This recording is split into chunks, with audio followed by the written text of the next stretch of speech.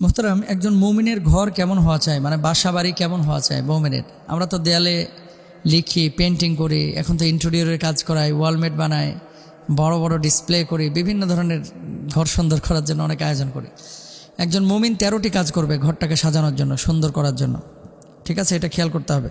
বুখারী হাদিস, মাথালুল বাইতিল্লাযী ইউযকারুল্লাহু ফীহি ওয়াল বাইতিল্লাযী লা ইউযকারুল্লাহু ফীহি মাথালুল হাইয়্যি ওয়াল মাইয়্যিত। যে ঘরে আল্লাহর জিকির হয় এবং যে ঘরে আল্লাহর জিকির হয় না, তার দৃষ্টান্ত হচ্ছে জীবিত এবং মৃতের ন্যায়। আল্লাহু আকবার। ইযকারুল্লাহু ফীহি ওয়াল বাইতিল্লাযী লা ইউযকারুল্লাহু ফীহি মাথালুল হাইয়্যি ওয়াল মাইয়্যিত। আল্লাহর জিকির, কোরআন তেলাওয়াত, নামাজ, তাসবিহ, তাহলিল যে ঘরে হয় এই ঘরটা জীবিত ঘর, আর যে ঘরে হয় না এই ঘরটা হচ্ছে মৃত ঘর। তাহলে তেলাওয়াত করবেন, তেলাওয়াত শুনবেন, তেলাওয়াত মোবাইলে লাউড স্পিকারে দিয়ে দেবেন ইনশাআল্লাহ। আবার এমনভাবে তেলাওয়াত দিয়ে না যে পাশের বাড়ির বুড়া মানুষের কান ফেটে যাচ্ছে, নিজে নিজে করবেন, নিজে শুনবেন। ওয়াক্তিমিস সালাত আলি যিকরি।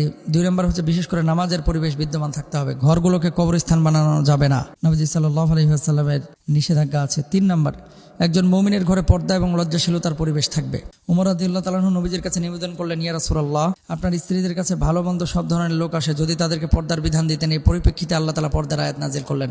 নবী সাল্লাল্লাহু আলাইহি ওয়াসাল্লামের স্ত্রীরাও অন্যদের সামনে চলে যেতেন যখন পর্দার আয়াত নাজিল হয়নি, পর্দার বিধান আল্লাহ দেয় নাই। পরবর্তীতে যখন আয়াত নাজিল হলো পর্দার, তারপর থেকে আর তারা সামনে আসতেন না। কোরআন সুন্নাহ অনুযায়ী ঘরের যাবতীয় কার্যক্রম, কিভাবে খায়, কিভাবে উঠে, কিভাবে শয়, কিভাবে বসে, এগুলো চেষ্টা করবেন। 5 নম্বর, মেহমানদারির ব্যবস্থা সবসময় করার চেষ্টা করবেন। বাড়িতে মেহমান আসুক এটা চাইবেন, বাড়িতে মেহমান আসে তার বারাকা নিয়ে। 6 নম্বরে, একজন মুমিন পর্দার পরিবেশ এবং ইবাদতের পরিবেশ, এটা কিন্তু বড় জরুরি কাজ। নারী এবং পুরুষ উভয় পর্দার ক্ষেত্রেও তৈরি করবেন, পর্দা করবেন, মেনটেন করবেন ইনশাআল্লাহ। বাড়িতে প্রবেশের সময় বিসমিল্লাহ বলে প্রবেশ করবেন। রাসূল আকরাম সাল্লাল্লাহু আলাইহি ওয়াসাল্লাম বলছেন, যে ঘরে এইভাবে প্রবেশের সময় বিসমিল্লাহ বলা হয়, আল্লাহর নাম উচ্চারণ করা হয়, সে ঘরে শয়তান থাকে না। ঘর থেকে বের হওয়ার সময় বিসমিল্লাহ বলবেন।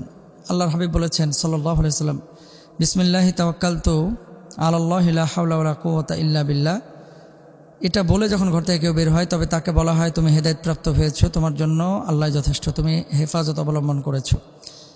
এটা বলবেন, বিসমিল্লাহি তাওয়াক্কালতু আলাল্লাহি লা হাওলা ওয়ালা কুওয়াতা ইল্লা বিল্লাহ, যখন বাসা থেকে বের হবেন।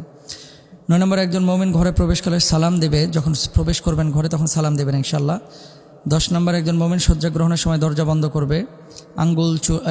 আগুন, তারপরে নিভিয়ে দেবে, চুলা নিভিয়ে দিবে, পানিগুলো ঢেকে রাখবে, খাবারগুলো ঢেকে রাখবে, এটা সুন্নাহ। একজন মুমিন ঘর বা বাড়িতে ছবি মূর্তি ঝুলায় রাখবেন না।